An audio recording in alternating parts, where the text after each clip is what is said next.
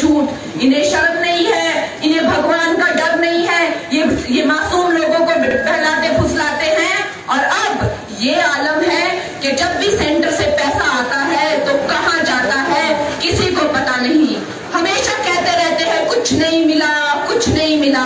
हमारे नेता जयराम जी जाते हैं तो मीडिया में इंटरव्यू देते हैं, अरे अभी तो इनको जो आपत्ति आई हिमाचल प्रदेश में, जो बाढ़ आई, उसके लिए 1800 करोड़ 1800 करोड़ दिए, वो कहां गए?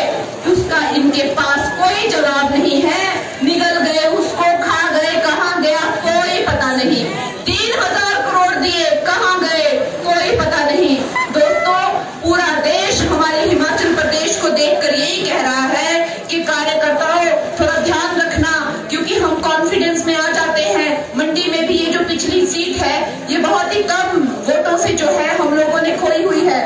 मात्र 7,000 वोटों से हमने ये सीट खोई, और आज हम देखो क्या भुगत रहे हैं। ये राजा रजवाड़े अपने घरों से निकलते नहीं हैं, लेकिन हम गरीबों के घर से आते हैं, हम आप जैसे लोगों के घर से आते हैं। राजा रजवाड़े कहते हैं, अगर इनको जनता जनार्दन कहती है कि भाई हमारा ये आप मैसेज जो है मुख्यमंत्री को दीजिए, तो वो कहते हैं कि मैं क्या तुम्हारा कोई डाकिया लगा हूं जो तुम्हारा। तो मैं उनको कहना चाहूंगी अपने जनता जनार्दन को कि कंगना आपका डाकिया है।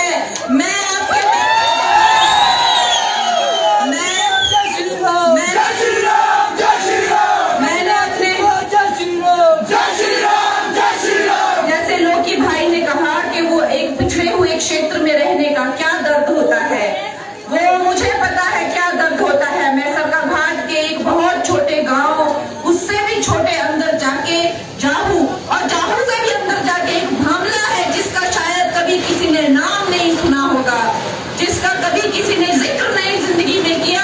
भामला नाम की एक जगह से जब एक बेटी जाती है बाहर में, तो इनफैक्ट हिमाचल में भी कहा जाता है ये जगह है कहाँ, हमने तो कभी नाम भी नहीं सुना।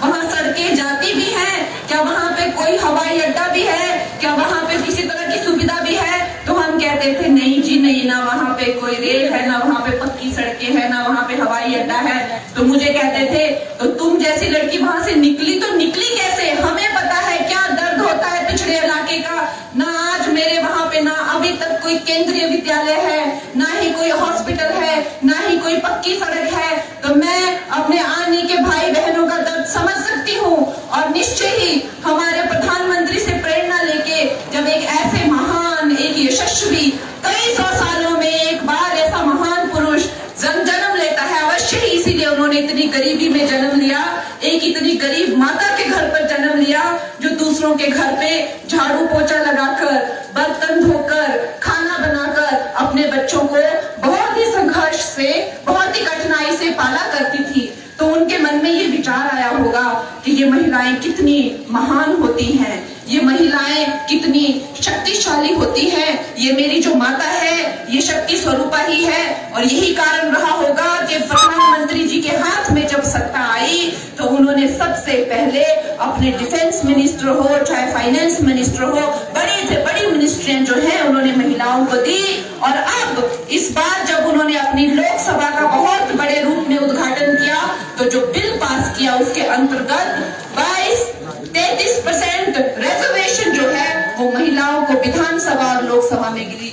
मेरे दोस्तों, जब मौसम आएगा 19 में जब चुनाव होंगे, जब 2029 में जब चुनाव होगा, तो आप इसका एक इतिहास देखेंगे। हिमाचल में जो 68 सीटें हैं, अभी वहां पे सिर्फ एक महिला जो है वो एक्टिव है, उसमें से 22 महिलाएं, हमारे विधानसभा की सीटों पे 22 महिलाएं होंगी 68 में से। और जो मोदी जी का जो सपना है कि भारत जो ना कि सिर्फ महिलाओं का सशक्तिकरण करे, मगर वो भारत जिसका महिलाएं नेतृत्व करे, लीडरशिप करे, ऐसे भारत का सपना जो है मोदी जी पूरा करेंगे। हमारे मोदी जी न कि सिर्फ हमारे भारत को 5वीं अर्थव्यवस्था से तीसरी से नंबर 1 पे लेके जाना चाहते हैं दोस्तों, लेकिन आप उस इंसान के कर्म देखिए। जब श्री राम इतने सदियों बाद भारत में आए तो नरेंद्र मोदी जी ने उनकी प्रतिष्ठा की, उनको लेकर आए और न कि सिर्फ यहाँ उन्होंने